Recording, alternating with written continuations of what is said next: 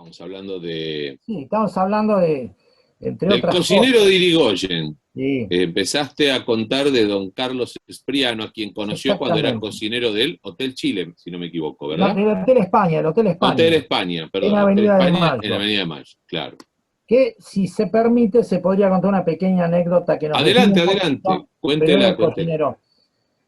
Este hombre era un pastelero magnífico, además, y hacía reproducciones arquitectónicas en sus tortas. Eso lo traía un poco de herencia o le gustaba el famoso francés Antonin Carême, que hacía esas cosas. Y entonces estaba entusiasmadísimo en una torta que reprodujera la silueta del Congreso Nacional. Entonces una noche, después de terminar su trabajo ahí en el hotel, con una cinta métrica, unos papeles y unos lápices para tomar nota, empieza a medir ciertas cosas del edificio. Inmediatamente se acerca un policía y le pregunta qué está haciendo. Dice, quiero hacer una torta. Bueno, lo lleva detenido a la comisaría, pensando que era posiblemente un anarquista o un loco.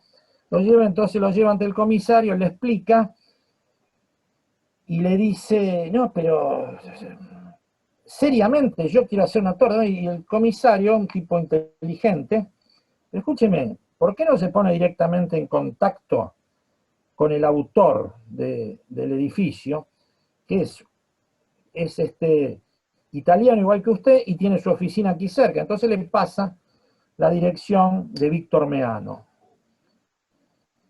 Espriano lo va a ver un par de veces, cuando llega lo rechazan, pues quiero hacer una torta con el Congreso, entonces varias veces no hubo caso.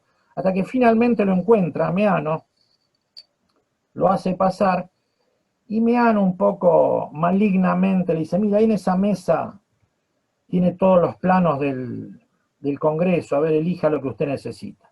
Claro, y el hombre, mira, no, escúcheme, yo lo que preciso es el largo del frente, cuánto mide lateralmente y la altura de la cúpula, nada más, dice. Bueno, y medio sonriente Meano, pensando que su compatriota era un poquito tocado, le dice en grandes rasgos.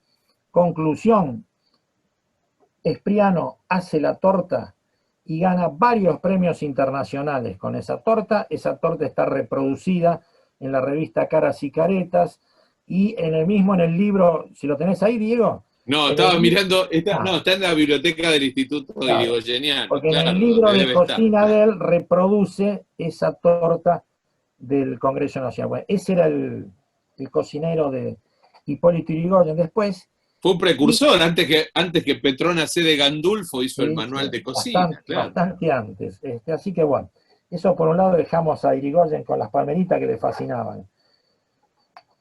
Hay ahora me gustaría, Diego, que con vos vayamos en la calle, en el cruce de Brasil con Bernardo de Irigoyen, actualmente, hace pocos años, existe un monolito. Ese monolito está recordando que esa fue la casa donde vivió Hipólito Yrigoyen, esa casa que fue salvaje y malignamente destrozada, podríamos decir, cuando Irigoyen tiene que dejar la presidencia. La casa desaparece con la prolongación de la avenida 9 de Julio, entonces es por eso que se ha puesto ese monolito. Eso me gustaría vos que lo contaras un poco, Diego, porque vos participaste activamente en esa colocación. Mucha gente recuerda que muchos de los asistentes inclusive se van a acordar que no pocos concejales y legisladores de la ciudad trataron que no se perdiera la memoria colectiva de cuál había sido el domicilio de Irigoyen antes de ser presidente y mientras era presidente, que esto es un detalle a tener en cuenta. El presidente que no habitó una residencia oficial, sino que siguió viviendo en la residencia que él había decidido alquilar, porque además él era el locatario, se había mudado allí cerca porque por la avenida Montes de Oca, unas cuadras más hacia Barracas, vivía la viuda de Eugenio Cambaceres, Luisa Bachiqui, una inmigrante de la Italia irredenta, podríamos decir, nacida en Trieste, que había enviudado joven y que había conocido a Irigoyen porque ella continuó arrendándole un campo en General Alvear que Irigoyen usaba para engorde. La actividad principal de Irigoyen en economía, el abogado, nunca ejerció la profesión, pero era fundamentalmente un docente, que enseñaba en la escuela de maestras, la número 1, donde estudió, por ejemplo, entre sus alumnas estuvo Alicia Moro de Justo. Pero Irigoyen era un hombre de Buenos Aires, pero un hombre del campo, un hombre de la campaña.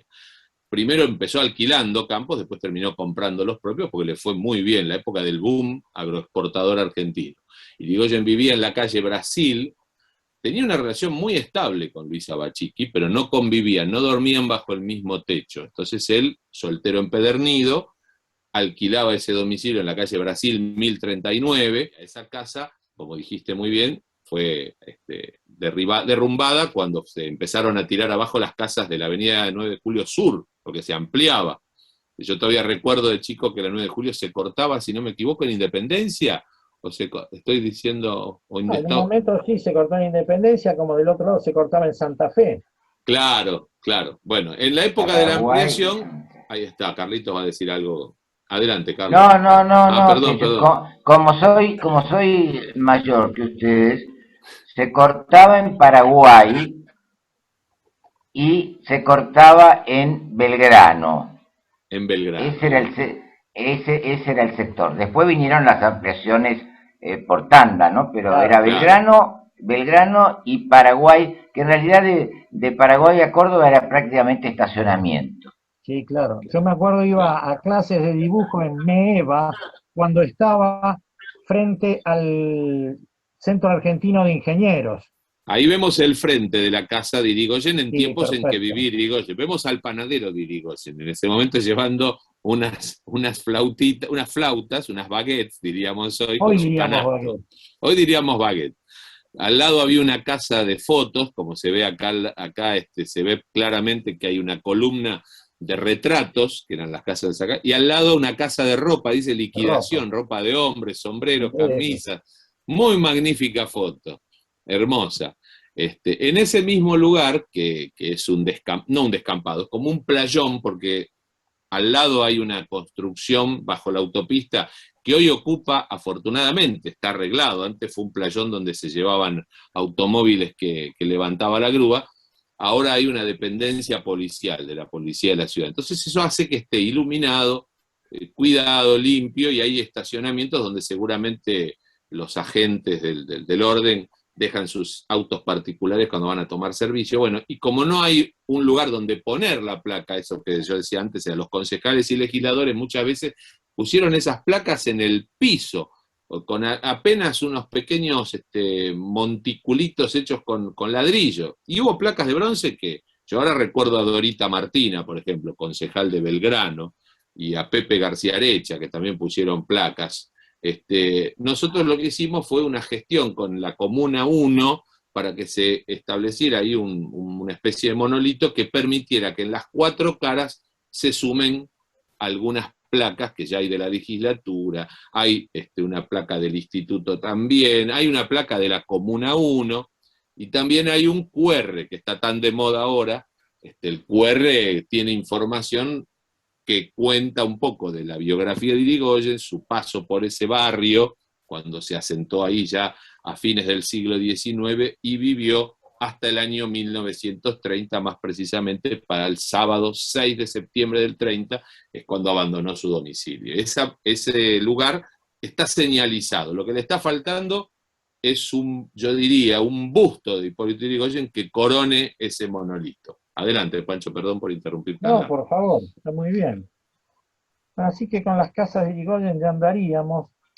Bueno, y a mí me interesaba también hacer un comentario respecto a la iconografía sobre Hipólito. Sí. Evidentemente, determinados personajes han servido siempre para, especialmente a los dibujantes, muchas veces para el escarnio y otras veces para ensalzarlos un poco, pero hay algunos que han sido fundamentales. Por ejemplo, uno de los primeros que yo recuerdo que ha tenido ilustraciones en cantidad, a favor y en contra, sería el caso de Sarmiento, por ejemplo. Impresionante. Y anteriores también, obviamente, otros, pero el caso de Sarmiento es fundamental. Bueno, así que Irigoyen, dada su magnitud política, obviamente pasó por muchísimos, por la mano de muchísimos dibujantes. Nosotros tenemos en cuenta las revistas de la época, aquella revista, no sé si decir fundamental, pero muy importante, como Caras y Caretas, y todas las que ella tenía, Fray Mocho, Plus Ultra, que era, es decir, Caras y Caretas era una revista popular semanal, pero a su vez Caras y Caretas tenía un semanario de lujo mensual que era Plus Ultra. Bueno, por ahí han pasado dibujantes, bueno, y acá tenemos un dibujito, a ver José, si uno de Juan Carlos Alonso, un dibujante extraordinario, que aparece, acá vamos a una de las tapas de Caras y Caretas. Acá está, a ver Diego, explique usted un poco esto. Y ahí está por comerse las 12 uvas, según la Claro. tradición, ¿no es cierto? Pero, y las caras de las uvas son interesantes, porque son los personajes de, algunos de ellos partidarios, digo, ministros, están colaboradores, claro, claro. Entonces están el ministro de Marina, el intendente de la ciudad, que todavía en esa época el intendente era Joaquín Llambías. Está el ministro de Guerra, que todavía era Elpidio González, que dejaría el Ministerio de Guerra después para ocupar la jefatura de policía de la capital. Yo no veo el año de la Mirá revista, qué interesante lo que dice ahí, lo que dice Hipólito. Voy a celebrar la entrada del año nuevo comiéndome estas uvas. De todos modos, me parece que van a dar poco jugo.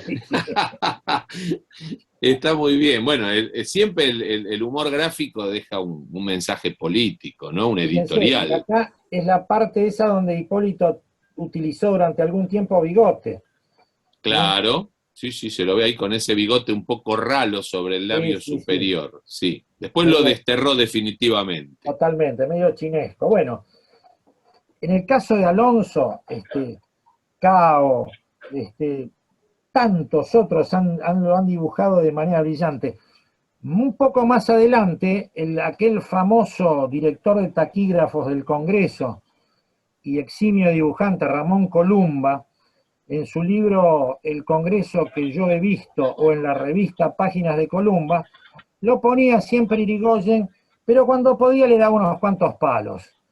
Él era de extracción socialista y siempre tomándolo un poquito, no voy a decir que fuera maligno, pero siempre que podía le daba con esa versión del peludo, tan característica que dibujaba y otras cosas.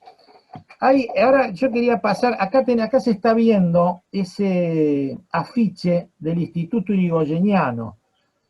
A ver, José, si tenés más en detalle el rostro. Bueno, acá está. Esta cabeza de Hipólito Yrigoyen fue dibujada por un notable artista plástico argentino y un gran gestor cultural además. Me refiero al profesor Roberto del Villano. El profesor Roberto del Villano fue además director del Museo de Arte Moderno durante la gestión de Raúl Alfonsín como presidente de la Nación. Y realizó este dibujo. ¿Vos te acordás bien, Diego, cómo era el tema de este dibujo? Sí. En el año 1964, Roberto era también revistaba en las filas municipales de la ciudad, tenía una larga carrera como municipal. Festejos y ornamentaciones. En festejos y ornamentaciones, alguien fue con la idea de que para el 12 de octubre se hiciera un afiche que recordara la asunción de Hipólito Yrigoyen. Estamos hablando de la gestión municipal del intendente Francisco Pancho Rabanal. Y Roberto, que siempre fue un gran artista, además de un profesor de arte de dibujo, hizo este Irigoyen que fue un grabado magnífico, que Roberto él mismo nos lo entregó. Una silografía que él mismo nos entregó y que nosotros en el instituto hicimos todo lo posible y creo que hemos hecho justicia porque lo hemos convertido en el logotipo del instituto, porque es muy fiel, además de tener una factura artística interesante. Esto vos sos el artista, el que sabe sos vos, pero digo, no se puede negar que estamos ante la efigie de Hipólito Yrigoyen. sí, sin ninguna duda. Así que bueno, esta es otra versión de las tantas imágenes que hay de Hipólito, y yo quisiera terminar con una prácticamente contemporánea imagen, me refiero al artista. Está un poco chica, bueno, pero este es uno de los más grandes ilustradores y dibujantes, no de la Argentina ni del Río de la Plata, sino del mundo, sin ninguna duda, que fue Hermenegildo Menchi Sabat. Acá lo vemos, esto fue hecho para el instituto, ¿no, Diego? Vos te debés acordar, porque lo fui a visitar un sábado cuando Sí, ustedes daban claro, clases en la Fundación Artes Visuales. en la calle Precisamente Hipólito en la calle Yrigoyen, Hipólito Yrigoyen, 969, Pancho. 964, 964, claro, Vereda Vereda Par. Par, claro. Y me acerqué a la mesa de trabajo y le dije, le quería pedir, maestros, y con todo respeto, Sabat era una figura singular, además respetabilísima.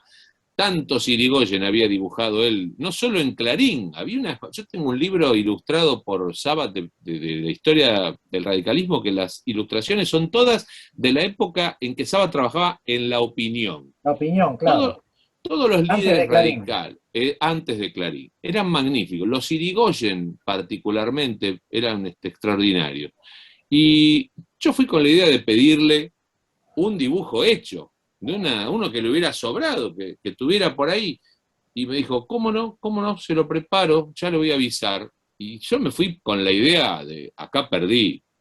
Y creo que unos días después te lo dejó en un sobre y decía, Sí, Horacio, entregar a Barbero. sí, sí, Y sí. cuando lo fui a buscar, yo no cabía, la verdad es una magnífica, es una pintura. Yo creo recordar que era pastel y tinta. Sí, Está tomado de un libro que, yo le llevé un libro que tenía una efigie de Irigoyen en tapa, que era una foto de Irigoyen del año 1929, y yo creo que él, mirando esa foto, hizo esta extraordinaria obra plástica que está enmarcada en el instituto, vos te debes acordar sí, también sí, de eso. sí, cómo no.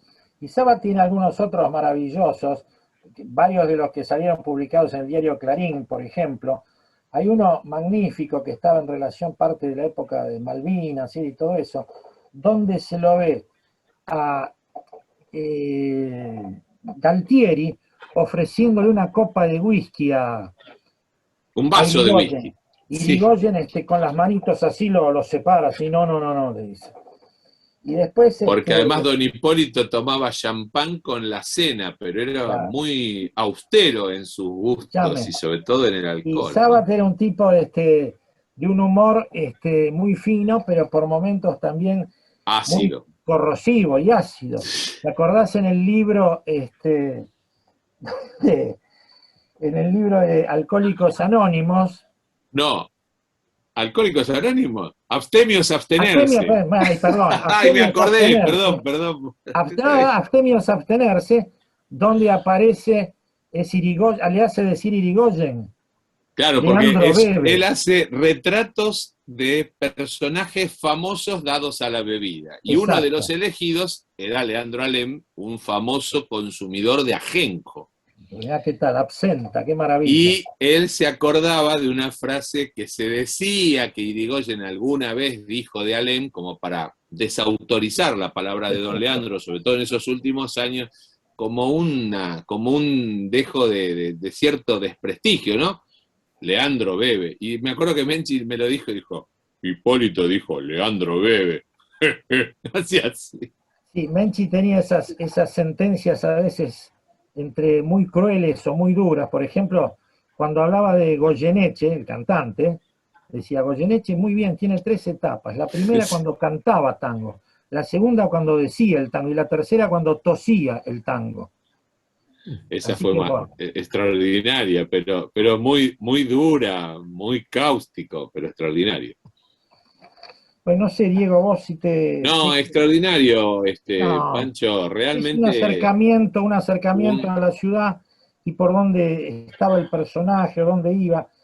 Y otra cosa que nunca yo hablando con Roberto Fanego, el director el gerente, mejor dicho, del Tortoni, durante muchos años, que falleció hace poco, decía que se comentaba, se sabe que un habitué permanente de la Peña del Tortoni fue el presidente Marcelo T. de Alvear, que iba a la Peña del Tortoni cuando estaba ejerciendo su cargo de presidente, que salía tranquilamente de la Casa Rosada y llegaba caminando hasta la Peña. Decía Fanego que había una historia, alguien había comentado que una vez Marcelo T. había ido con Irigoyen al Tortoni, pero no existe ningún documento No había constancia documental. que lo permita. Por eso siempre entre los concurrentes se menciona, sí, que se lo puede ver, hay fotos y todo, a Marcelo T., pero no se lo menciona como muy fidedigna esa versión que estuvo ahí Hipólito. Pero lo que pasa es que Irigoyen en la Avenida de Mayo anduvo mucho. De hecho, recién hablamos del Hotel España, donde él comía, cenaba en el Hotel España, Irigoyen. Entonces eso no hace sería que extraño. Además no sería raro presumirlo. Eran épocas donde un presidente, como lo demuestra la cantidad de veces que fue Marcelo T. Alvear, podía salir tranquilamente de la casa de gobierno y hasta ahí. Yo no me imagino actualmente a un presidente que pueda salir de la casa de gobierno y llegar tranquilamente hasta el Tortoni. Estoy seguro que tardaría mucho en su trayecto y no sé si llegaría a lo mejor tampoco. Bueno, hubo uno hasta hace unos menos años que don Hipólito, pero don Arturo Ide era un hombre que salía y daba la vuelta, y caminaba por la zona de la Plaza de Mayo, ¿no es cierto? Y al presidente Ilia lo sabemos. Bueno, yo quisiera aprovechar ahí está la foto de... Muy buena. Acá está, Galtieri ofreciéndole la copita a Irigoyen. Y una aceituna, porque me parece que está picando algo Galtieri, o sea que es un copetín, claro, y no Irigoyen rechaza el convite de Galtieri. Es todo un editorial eso que hizo Sabat, como sus magníficos él decía, dibujos. yo soy un periodista gráfico. Exacto. Yo primero que te agradezco, Horacio Pancho, porque está bárbaro, y salir de lo que tiene que ver solamente con lo que es recordatorio o digamos nostálgico, hablar un poco de la presencia de Irigoyen en el patrimonio cultural y el paisaje urbano, me parecía una linda forma de recordar estos 88 años del fallecimiento de don Hipólito. Algunos amigos ahí presentes que probablemente quieran hacer una pregunta, un comentario.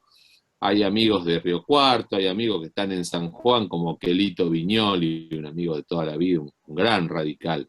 Pero bueno, a lo mejor alguien que quiere hacer una pregunta, aprovechando que tenemos a Pancho, a quien le agradecemos mucho por la predisposición, por el diseño del flyer de esta reunión.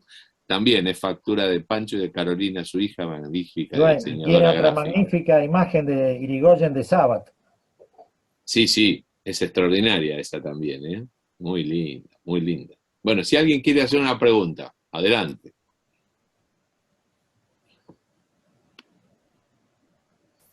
La ideal va a abrir próximamente, quédense tranquilos que va a abrir. O sea que vamos a comer palmeritas como don Hipólito. Sí. Está muy bien. Va a reabrir, si Dios quiere, con todo el brillo que tenía originalmente, que lo había perdido bastante.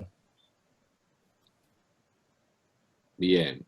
Así que reabrirá el molino, reabrirá la ideal. Las violetas. Bienvenidos sean las violetas. Buenas noticias en esta etapa tan difícil, ¿no? Está bueno decirlas y compartirlas. No. A ver, ¿quién preguntaba algo? ¿Alguien preguntó? Así de Levi, mira. A ver, Eduardito, adelante, Eduardo, querido amigo.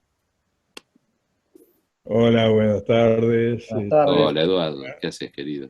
Realmente, ¿cómo te va, Diego? Brillante. La exposición, los recuerdos. Quiero hacer dos preguntas. La primera está referida a un comentario que escuché el otro día en la audición de Carlos Pagni, que hay una niña que se dedica a hablar de historia, y habló, dada las circunstancias actuales, de una suerte de bicefalismo que había en el gobierno de que Irigoyen era digamos, el cerebro gris detrás de Alvear. Se pierde. Se perdió un poquito, sí, pero es un problema de la conexión. A ver No qué pasa me nada, se dicen. entendió, se entendió. No, no, no. Alvear gobernó, la influencia de Irigoyen estuvo presente, pero Alvear fue presidente con toda la autoridad del presidente, eligió sus colaboradores con entera libertad. Lo que no hizo Alvear, y eso lo desmiente, sí, la historia lo desmiente claramente, es estar en contra de Irigoyen, porque de hecho fue sucedido por Irigoyen en la presidencia y Alvear no hizo nada para impedirlo, al contrario. Irigoyen lo eligió sucesor en la presidencia de la Nación y lo eligió sucesor en la jefatura partidaria. Yo creo que eso desmiente cualquier descontento entre ambos. Podrá haber habido matices en la interpretación del momento y cada presidente cuando ejerce la jefatura le da su impronta. Sí, lo que a mí de alguna manera me llamó la atención, justamente en la expresión de esta muchacha historiadora, Camila Perochena, Camila Perochena, es historiadora de la Universidad de Itela. Camila dijo que de alguna manera si bien Alvear había buscado la vuelta, había una suerte de bicefalismo, cosa que de alguna forma yo la tenía muy desdibujada y para mí no era así. Para mí Alvear fue un gran presidente con una gran personalidad y firmes. Sin duda. El otro comentario es hablar algo sobre la estancia del Quemado. El Quemado estaba en Saladillo y ahí habían construido un puente, de esos viejos puentes de hierro donde llegaba el ferrocarril por ahí y a Irigoyen lo iban a buscar en una suerte de volanta de la época para llevarlo al casco de la estancia. ¿Ustedes tienen registrado el tema? Sí, hay una de esas volantas que no tengo claro que sea precisamente la de Saladillo, pero sí hay una que está en el Museo Casa Rosada, la hemos visto exhibida cuando fue el centenario de la presidencia de Irigoyen en 2016, que dirigía en ese momento el Museo Casa Rosada, lo dirigía el amigo Juan José Ganduglia, un gran museólogo, un gran profesional. Hicimos una muestra fotográfica y de objetos que son propiedad del museo, que fue muy linda, y ellos la acercaron esa volanta, no sé si es exactamente a la que vos te referís, pero la pusieron en una ubicación estratégica, cosa que la gente que bajaba por Irigoyen y Paseo Colón, cuando bajás al Museo Casa Rosada, que está muy, muy modificado, muy lindo, la nueva estructura, ahí uno se encontraba enseguida con esa volanta con la que lo buscaban a Irigoyen cuando llegaba, porque Irigoyen viajaba en tren, vivía además ahí en la calle Brasil, a menos de una cuadra de la estación, tomaba el tren, además tomaba el tren y pagaba el boleto de su propio bolsillo, algo que también hacía Alvear, que iba a Mar del Plata siendo presidente, y se tomaban el tren. Alvear se iba el viernes y volvía el lunes, y se instalaba de vuelta, estaba ya en Playa Grande, Alvear. Fíjense estas personalidades, figuras que fueron presidentes de la República. Veraneaban o tenían su lugar de intereses en el interior de la provincia de Buenos Aires, pero ellos afrontaban el coste de su traslado, de su viático. Claro. No, fíjate que yo lo que quería saber era justamente la fama. El Quemado es una fama muy interesante y quería saber justamente algo sobre ello, porque inclusive existe en la estancia, según me dijeron amigos míos de Saladillo, que hay una habitación dedicada específicamente a Hipólito Yrigoyen.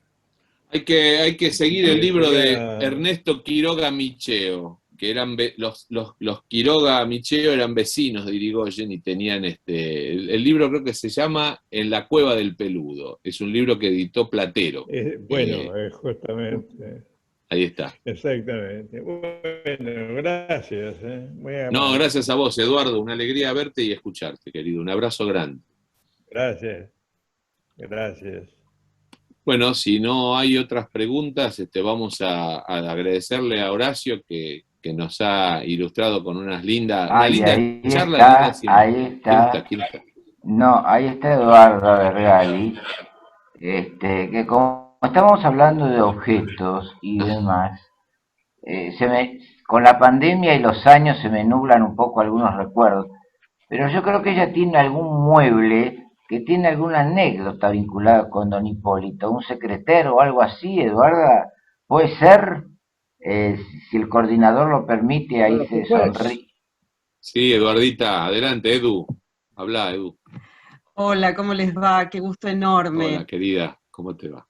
Carlos está rumbeado, pero el secreter, donde estoy en este momento, era de mi bisabuelo, el padre de Héctor Vergali, que fue diputado nacional irigoyenista y que les partió el Comité Capital cuando lo intervinieron todas las parroquias donde había ganado el irigoyenismo, y su padre, mi bisabuelo, Nicolás Vergali, fue el primero o segundo intendente que tuvo Morón radical.